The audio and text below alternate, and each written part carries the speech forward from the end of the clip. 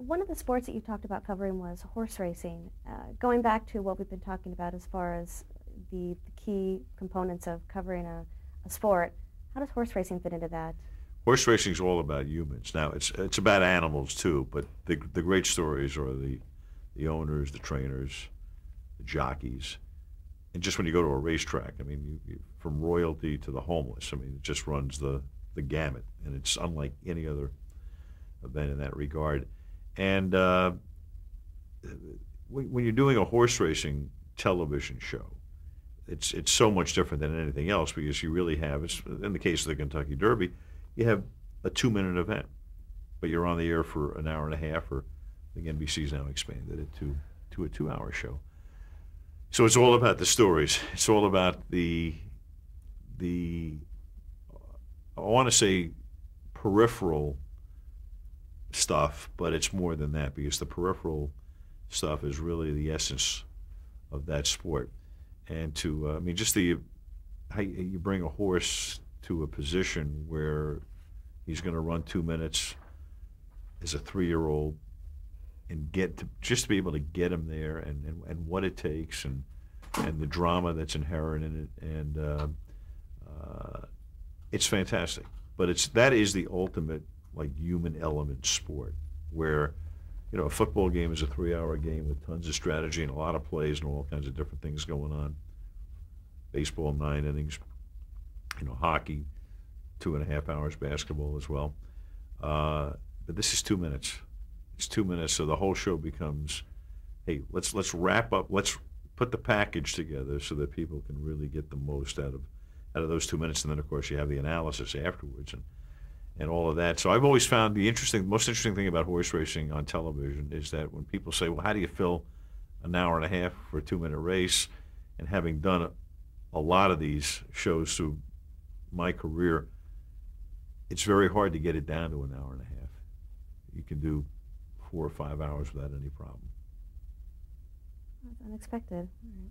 All right. You had mentioned that you'd worked on Olympics aside from the 1980 with ABC. Wanted to talk a little about the Winter Olympics in '84, Sarajevo. What did you do during those Olympic Games? I covered hockey, but I also covered figure skating. They gave me the figure skating assignment about a month before because they thought I probably wouldn't be on the air enough with hockey since it was an Olympics, unlike Lake Placid, it was in Yugoslavia, and a lot of it would be on tape, and we didn't know how the hockey team would fare. And as it turned out, not particularly well. So it was a stroke of good fortune for me that they decided they would put me on figure skating as well. But I was shocked to get the assignment, and I was also very nervous about it because I like a lot of chance to prep for something, and getting it a month before was very difficult. And I was pretty nervous going in, but I was surrounded by a lot of very good people and found it to be a little easier to do than I thought it was. I mean, that's the one sport where you really don't have to talk very much, obviously. Did you have to do a lot of the research in that short amount of time as far as the kinds of maneuvers that the skaters would do? Well, I always like to go in prepared for anything, and even though it's not up to me to talk about what a double salchow is, I needed to know what it was. And I need to be as well-versed as the analysts in the sense that to draw the best out of them, I need to know what I'm talking about and how to set them up. So, I had the hockey assignment. That was taking up a lot of my preparation time, obviously. And then I had to, learn the world of figure skating in a very short period of time. But it turned out to be very enjoyable. And, to this day, I can, say I was the guy who announced Scott Hamilton's gold medal. Now, what about later that year, the Summer Olympics from Los Angeles? What was your role? I had the assignment. My primary assignment in 1984 at the Olympics was track and field, and I'd followed it very closely as a kid. I was still probably the most qualified guy on our staff to do it at that point in 1984. It reminded me a little bit of the hockey assignment in 1980. I got that assignment because I was the only guy on the staff who'd ever done a hockey game. And I probably understood hockey a little bit better than anybody else. And I looked at track and field as the same situation in 1984. I was thrilled to have it because I think, to this day, even though, a lot of people focus on gymnastics in the Summer Olympics, I think track and field is still the event that really defines the Summer Olympics. So it was a very challenging assignment. I loved it. I wound up working with about 8 different analysts because we had an analyst for the sprints, the middle distance races, the marathon, the field events, the women's events, and all of that. So I kept the one chair, and then everybody else was kind of coming in and out. So it was a lot of fun. I enjoyed it. It was one of the most satisfying assignments I've had in my career, and something that I look back on very, very fondly, but as one of the great challenges of my career. That Summer Olympics was so well known for the opening and closing ceremonies. What did you think about them? Well, I didn't get to see either because I was actually in Mission Viejo the night of the opening ceremonies. My only other assignment during those Olympics was to do road cycling, which took place on Sunday morning after the Saturday night opening ceremony. It looked terrific, but I watched them as a television viewer. I thought it was great, and so I didn't get this. The thing about broadcasting is very often you don't get this. You don't get to enjoy it the way a spectator would, or the way a client would. In my next life, I'd like to come back maybe as a client because they get all of the perks and have all the fun, and we're doing all of the work. So when you're a broadcaster, you see things differently.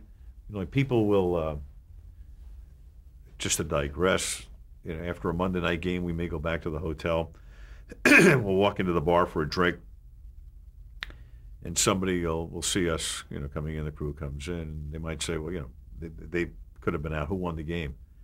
And I actually have to stop and think for a second, because when you're doing a game, you're doing a telecast. You're inside the telecast, and you know what's going on, but you're concerned with how you televise an event and all of the permutations and nuances and all of the rest. And so once the game is over, you're thinking of the telecast. How'd the telecast go? And that's why you have to occasionally step back and think, wait a second, who won the game and what the score was? And it's crazy. People think, I get such a kick out of when people say, well, you sounded like you were rooting for such and such a team. You know what? You don't have time to root in this business. All you can do is do the show, and you're not even thinking about who's winning or who's losing. All you're rooting for really is drama. Well, let's talk about Monday Night Football. How did you come to join that show?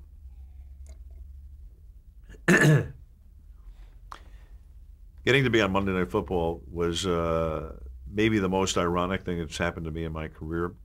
ABC had been taken over by Capital Cities, and that went into effect. I think even though the transaction might have been announced in 1984, 1985, they began to make the changes, the big changes in early '86. And one of the biggest changes of all was the fact that Roone Arledge was no longer going to head up sports, but news only, since that was consuming most of his time.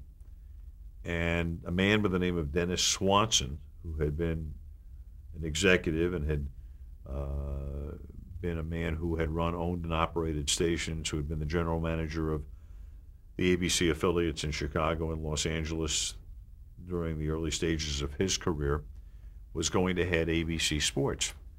And I had never met Dennis Swanson.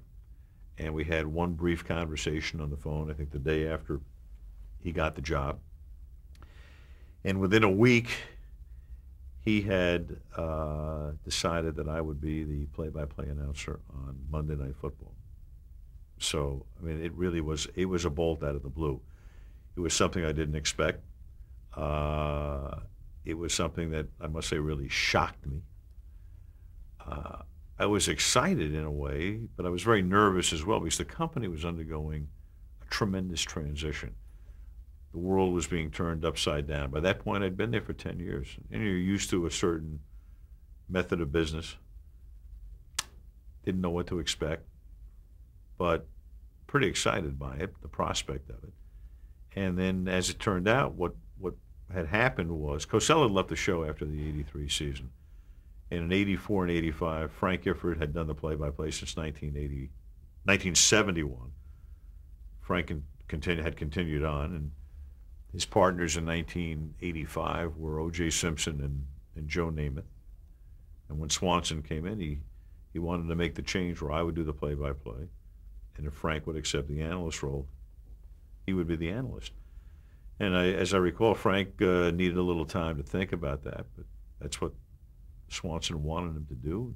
Frank and I wound up as partners in 1986 with me as the play-by-play announcer, Frank as the analyst. We added Dan Dierdorf in 1987, and the three of us had a great run together because the three of us did it together through 1997, which is the longest any group of people had been together on a continuous basis in the history of Monday Night Football.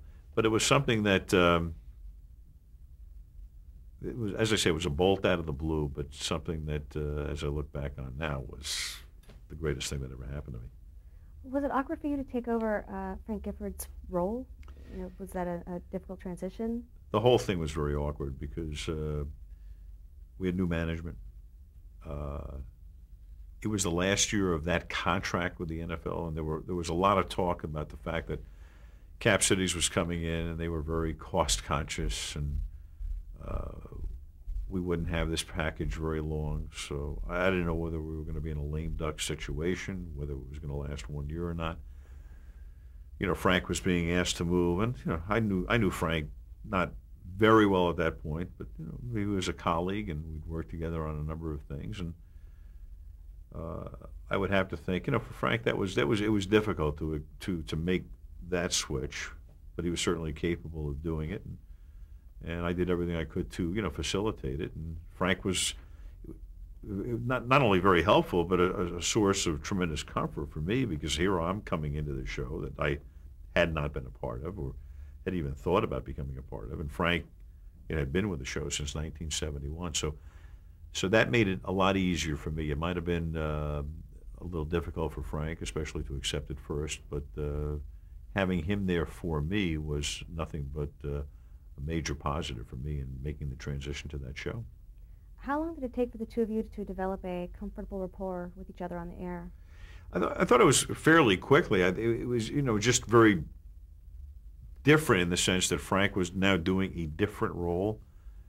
And, you know, people had grown used to Frank's voice as the play-by-play voice of Monday Night Football. And I don't care who the announcer is. If somebody's been there for a lot of years, people grow used to that sound. So I'm a different sound. So I think Frank and I had and it was very comfortable and easy for us to do it. But that doesn't mean it was necessarily easy for most listeners to accept it as quickly as, you know, we felt comfortable doing it, but people need time to grow used to a sound, and I think that was the most difficult part of that. And then the next year, as I said, we added Dan Dierdorf, so now you have a kind of a different mix. And then it just takes, you know, maybe a year or so, and then people get used to it, and it's almost as if you've been doing it for 100 years together. How would you describe Frank Gifford? Frank was always, I think the best description I ever heard of Frank was, came from somebody else. He said he's always the coolest guy in the room. And the great thing about Frank was that no matter what was going on around him, it could be a maelstrom, you know, it could be a storm gathering, you know, outside and around you and all that. Frank was always very calm, very calm. He might have been, there might have been a lot of consternation going on inside, but being around Frank was always good in the sense that when all hell was breaking loose, he was just very even-keeled, even-tempered, and I think that was the perfect description of Frank, coolest guy in the room. And what about Dan? Dan was, I mean, Dan is kind of Falstaffian, and hail fellow, well met would be Dan Dierdorf. You know, big man, in many ways bigger than life. Great laugh, wonderful sense of humor. Understands subtleties, tons of fun, and you know, a great analyst on the air, and just he was a joy to be with off the air. I mean, you talk about having a belly laugh. Dan Dierdorf's the guy you want to have a belly laugh with. What qualities did he bring to the broadcast when he joined? Well, Dan is a very bright man, and he. I think the greatest thing about Dierdorf is that he had the ability to he could analyze the same play, but he knew how to do it. He had great verbal skills too, in a different way. Because so many plays are the same, and a number of analysts don't know how to, or don't have the verbal skills to describe it in a second manner. They just have one way of describing a play. And Dan could look at something and figure out about 50 different ways to come at it. And I think that's always what's made him one of the premier analysts in this business. It's almost as if, you're seeing the same play, but Dan will make you think you're seeing a different play than you've seen before, because he's able to come at it from so many different perspectives. Well, this team, which lasted so long, finally started to break up in the late 90s. How did that come about? What happened? Well, it happened in that, again, when you have a management change, somebody comes in, and in this case it was Steve Bornstein, who came in to run ABC Sports from ESPN. And sometimes you want to put your own stamp on things. And he was looking for, maybe a different sound. And I think at that point he probably felt that, it was time for Frank to maybe step aside. He'd been there for a long period of time. But, coming from ESPN, maybe he wanted to go younger, as they say in the business. And he was the guy who facilitated the change. And it was the beginning of a new contract with the NFL, which was going to last over the next 8 seasons. And I think Bornstein felt it was the time to effect the change. And he did. So Frank went out, and Boomer Esiason, who was still playing at the time, was offered the job and came in. And that's how that happened. It was something that, I don't know that it was involuntary on Frank's part. I think he probably would have preferred to maybe continue on for another couple of years and then do it on his own terms. But unfortunately, in this business, that's not always the case, and that wasn't the case with this particular change. What did Boomer bring to the broadcast? Well, Boomer was a guy who just came off the field at that time, so he had a very fresh perspective, and he came in, and then Dan Dierdorf was still there, and Boomer and I did it in 1998, and then Boomer and I alone in 1999. It was a period where, the toughest part of that period was the fact that, there was new management. People had different feelings about what the show should be. Sometimes my feeling's always been, it's the old cliche about if it ain't broke, don't fix it. But sometimes people think it's broken when it's not really broken. And, when you have as long a run as Monday Night Football, as long a run as Dan and Frank and I have, you want to make a change for change's sake, and that's what happened. So it was a difficult period for the show because of management changes, of having different people in the corporate suite, and then trying to do the things we were doing on the air as well. So. It wasn't as bad as you look back and think that was kind of like the low point, but I don't think of it in those terms. I know people have said that, but you're doing the games. I still had a lot of fun during that period of time, and that of course led to the biggest transition of all in 2000. Talk about that new team that joined you. Well, at that point, now we had another new change. We had Howard Katz running ABC Sports, and Howard had worked for Don Ohlmeyer, legendary figure in the business. Don had retired from NBC in, I think, 97 or 98. And Howard talked Don into coming back and producing Monday Night Football, which Don had done as a very young man in the 1970s for a couple of seasons. And I've known Don for a very long time. Don was instrumental in helping me get to ABC at first back in the 70s by knowing me and recommending me.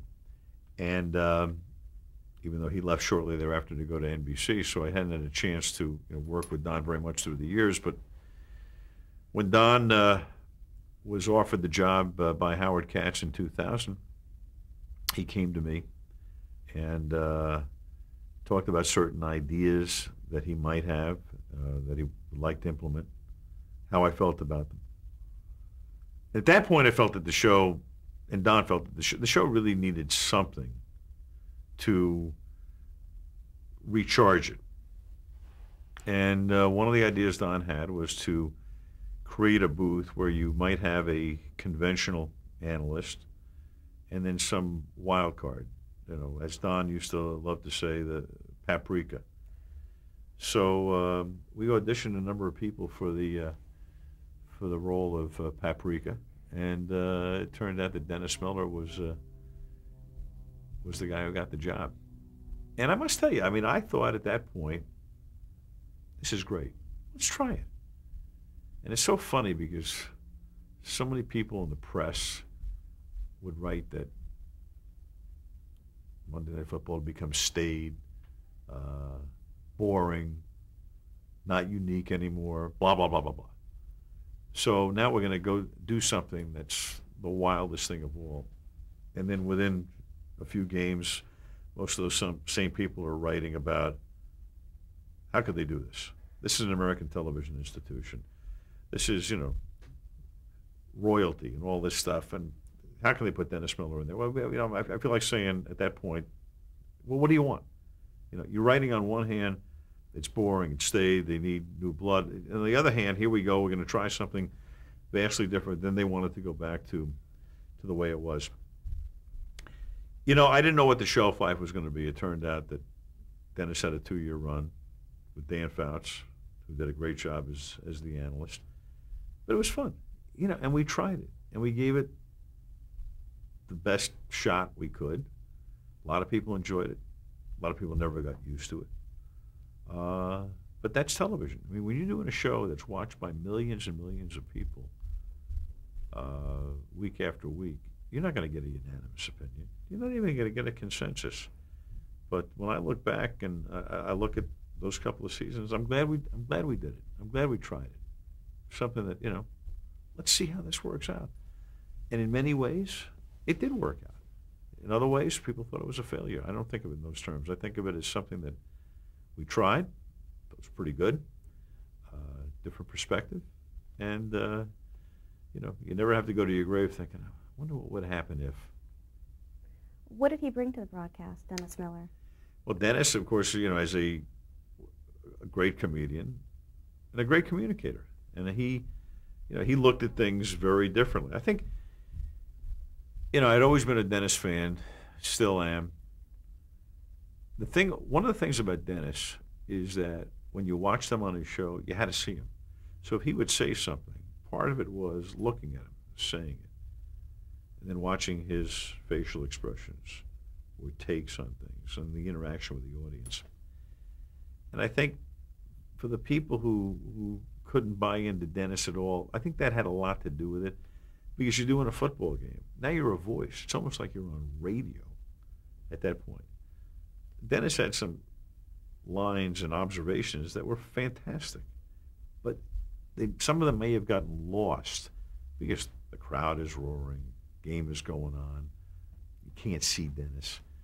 And I think if anything, that, you know, that had more to do with the perception of the people who felt that this failed than anything else. Because, I mean, Dennis is a brilliant guy who saw things very differently. And what's wrong with that? We'll talk about your most recent partnership with John Madden. Okay. How did that come about, and what does he like to work with in the booth? You couldn't get a better partner than John Madden. And John he's the whole package.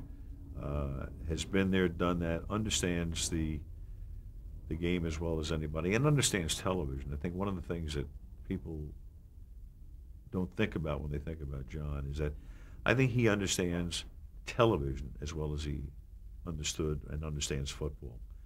He gets what we're trying to do. He very much is into every production element and crafting a telecast. And I think that, you know, having the chance to work with John was fantastic. It could have happened a number of years before.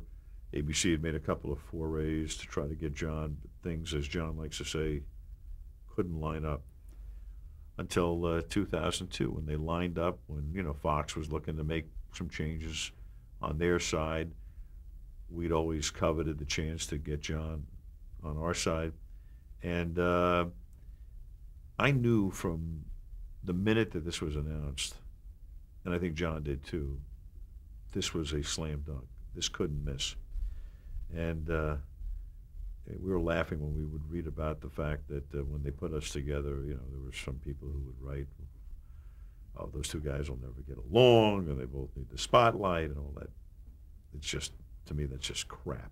And John and I knew from the minute that this was announced, you couldn't miss. To the point where our producer, Fred Gaudelli, before we were going to start up, said, do you guys want to do a practice game or rehearsal or whatever? And I didn't want to. I didn't know how John felt about it. And so I was kind of play off what John wanted to do. And John kind of looked at me, and I looked at Fred Gaudelli, and I said, you know, I think that can be nothing but a detriment, because we'd have to do it under false circumstances. First of all, we're doing the first preseason game that year, so we can't do a real game. We can't go to a game in practice. We have to do it off a tape. So the environment is going to be so artificial. It's not going to bear any semblance to what a real game is like. And the minute I said it, John said, boy, am I glad you said that. So we knew, hey, we're just going to go on the air on whatever night in August it was in 2002. And I felt by the time we got to the second commercial, I thought I'd been working with John for 20 years. It was that simple. Why do you think you lasted throughout all of the upheavals in the broadcasting booth for Monday Night Football? Well, that's a real good question. And